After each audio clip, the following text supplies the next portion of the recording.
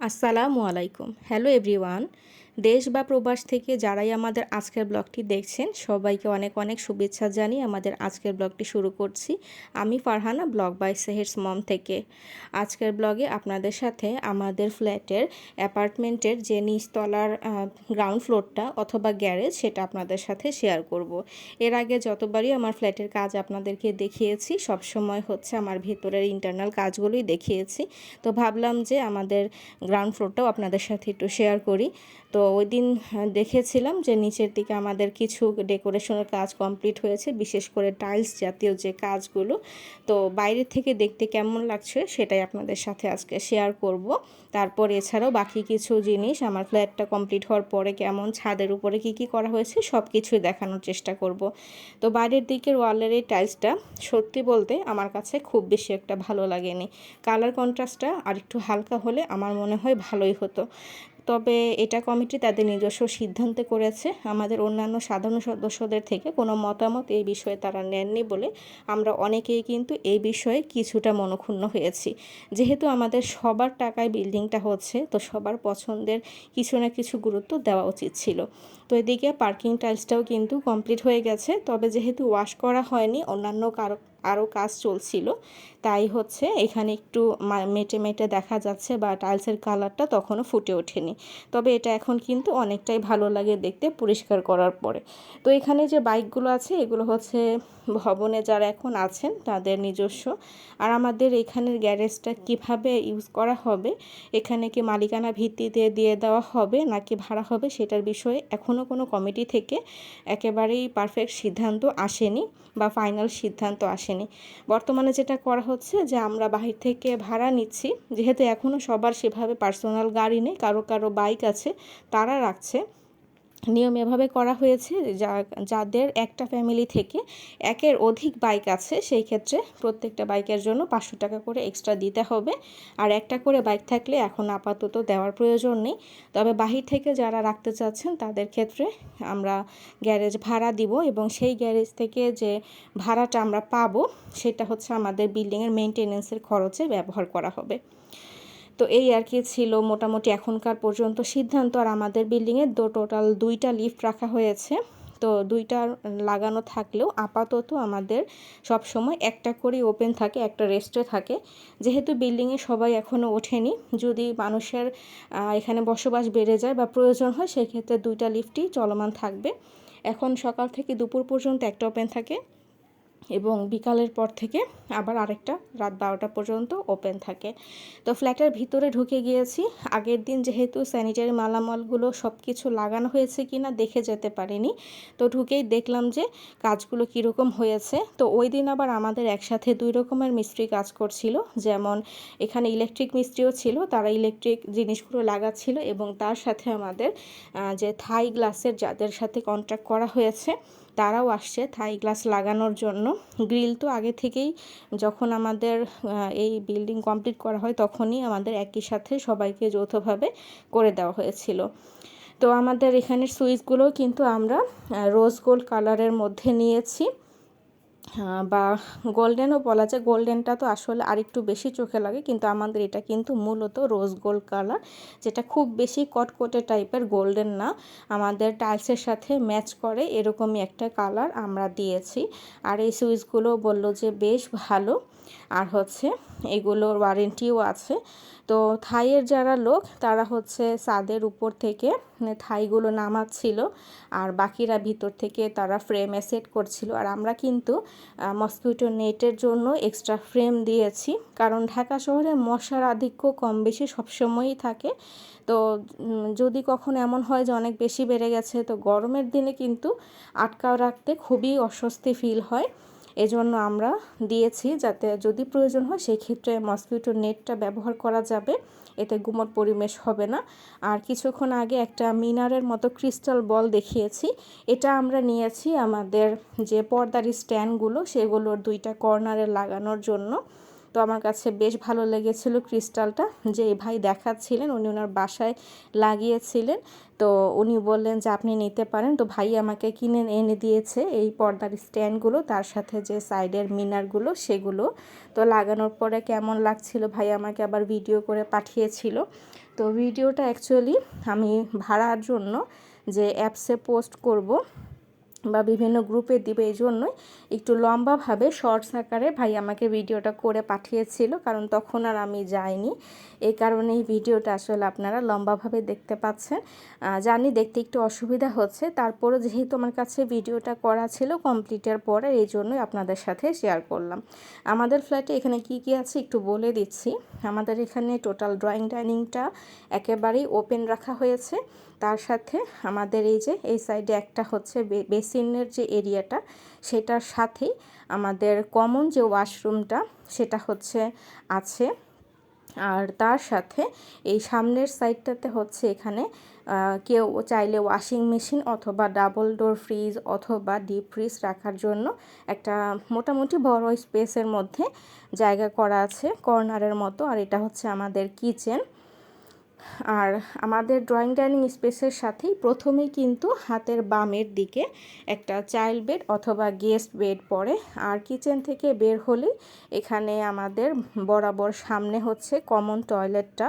এটা আমি একটু অ্যাশ এবং হোয়াইট টোনের মধ্যে দিয়েছি, যেহেতু এটা একটু ভিতরের দিকে।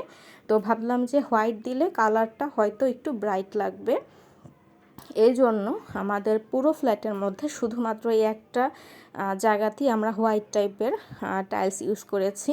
তবে এটার সাথে অ্যাশ কালারের একটু কন্ট্রাস্ট করা আছে। তো এটা হচ্ছে আমাদের আরেকটা মাস্টার বেডরুম, যেটার সাথে আমাদের এখানে থাই দিয়ে অ্যাটাচ করা একটা বারান্দা থাকবে এবং তার সাথে হচ্ছে আমাদের অ্যাটাচ অবশ্যই ওয়াশরুম থাকবে। তো এটার মতোই কিন্তু সেম সাইজের ভিতরে আমাদের আরও একটা রুম আছে। যে ভাই আমাদের এই ভিডিওটা করে দেখাচ্ছেন উনি হচ্ছে আমাদের এই অ্যাপার্টমেন্টের পাশের বাড়ির বাড়িওয়ালা। তো ওই ভাইয়ের ওখানে একটা 6তলা বাড়ি আছে, এছাড়াও বিভিন্ন জায়গাতে অনেক প্রপার্টি আছে তা সত্ত্বেও, এবং উনি কিন্তু খুব ভালো একটা পোস্টে জব করেন। সব কিছু মিলিয়ে এলাকা ভিত্তিক এবং তার গ্রামের বাড়িতেও একটা সময়ে চেয়ারম্যান ইলেকশন করার কারণে উনি কিন্তু অনেক জনপ্রিয়।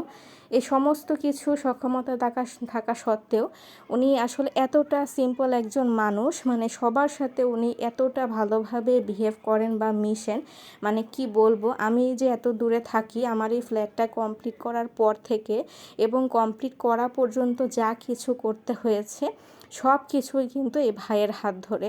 এবং এখন পর্যন্ত এই যে আমার বাসাগুলো ভাড়া হচ্ছে সব কিছুই কিন্তু তিনি দেখে শুনে কথা বলে যাকে আশ্বস্ত মনে করছেন তাকেই দিচ্ছেন এবং দেখাশোনা করছেন। তো ভাইয়ের প্রতি কতটুকু কৃতজ্ঞতা প্রকাশ করলে এর পূর্ণরূপ দেওয়া যাবে সেটা আমি জানি না। উনি না থাকলে আমাদের যে কতটা কষ্ট হতো বা আমরা আসলে এটা রাখতে পারতাম কিনা আমি সেটাও বলতে পারছি না। যাই হোক, ওই দিনটা আমাদের একটা মিটিং ছিল, নিচে সবাই মিটিংয়ে বসেছিল। আর মিটিংয়ের পরে যখন মাঝখানে লাঞ্চ ব্রেক ছিল, ওই টাইমটা আমি একটু ছাদে গিয়েছিলাম আপনাদের সাথে আমাদের ছাদটা শেয়ার করার জন্য।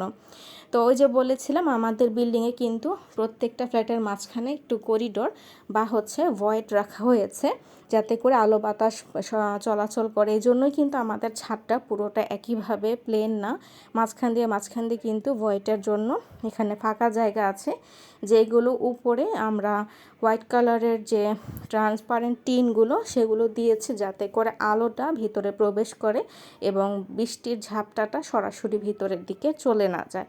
আর আমাদের ছাদের চারিদিকে কিন্তু প্যারাপেট ওয়ালের সাথে আমরা এসএসের গ্রিলও দিয়েছি।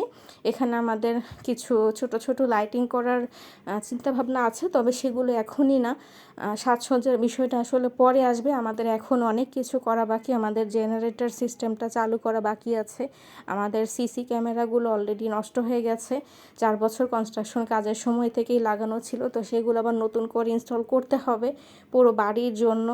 তো এছাড়াও আরও কিছু জরুরি কাজ ছিল, যেমন জল ছাদ দেওয়া বাকি আছে। তো সব কিছু মিলে এখনও বেশ টুকটাক কিছু কাজ আছে, যেগুলো আমরা অগ্রাধিকার ভিত্তিতে আগে করব, তারপর আমরা সাজসজ্জার বিষয়গুলো কমপ্লিট করব।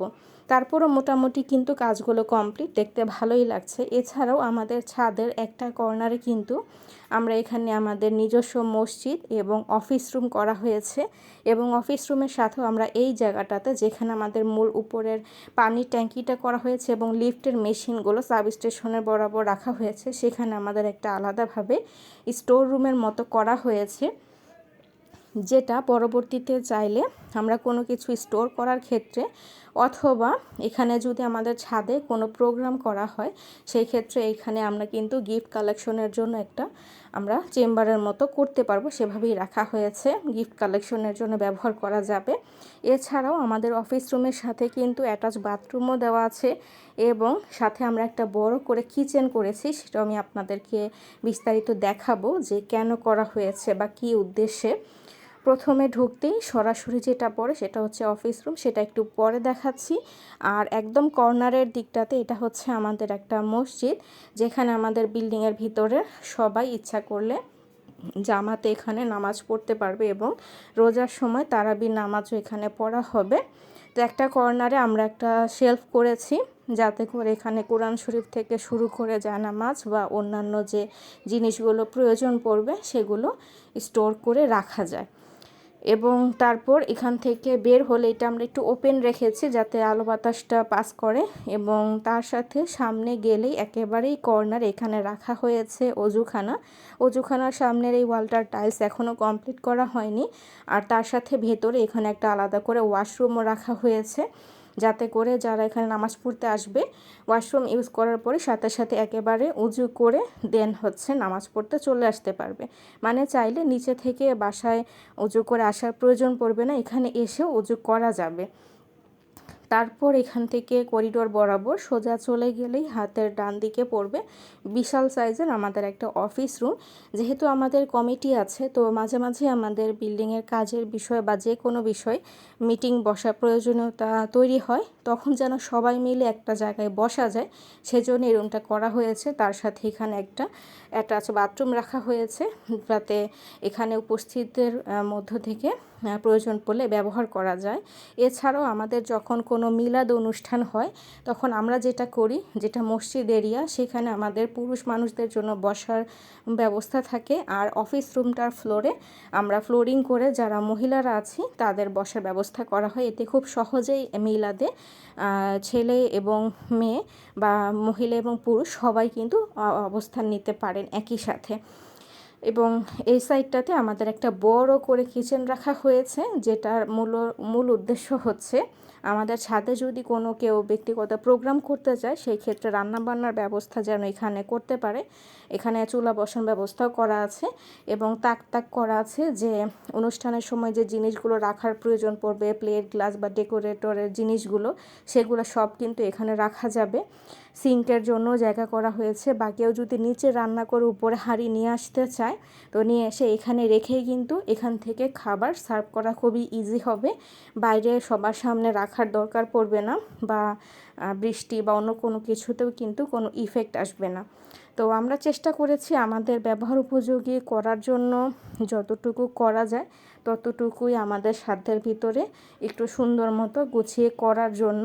আপনাদের কেমন লাগছে অবশ্যই আমাদেরকে জানাবেন, আর এর থেকেও যদি আরও সুন্দরভাবে এই জিনিসগুলোকে রেখেই কোনো কিছু করা যায় সেটাও আমাদেরকে চাইলে আপনারা জানাতে পারেন।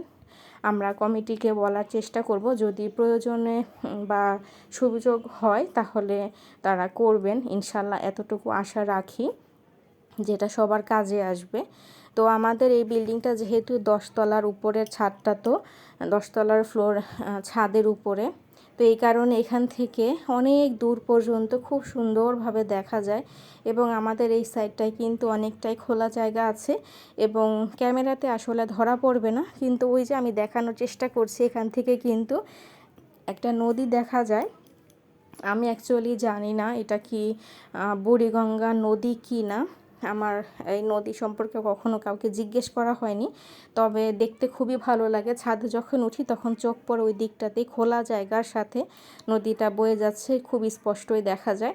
তো তো ছাদ থেকে নামছিলাম, নামার পথে আপনাদেরকে আমাদের করিডোরটাও দেখালাম। এভাবেই হচ্ছে আমাদের 4টা ফ্ল্যাট ডিভাইড করা থাকে, একটা কর্নারে 2টা ফ্ল্যাট, মাঝে একটা লিফট, তারপরে হচ্ছে আমাদের সিঁড়ি, তারপর আরেকটা লিফট এবং লিফটের অপর সাইডে আবার বাকি 2টা ফ্ল্যাট। এছাড়া আমাদের করিডোরে সম্পূর্ণটাই আমরা গ্লাস রেখেছি।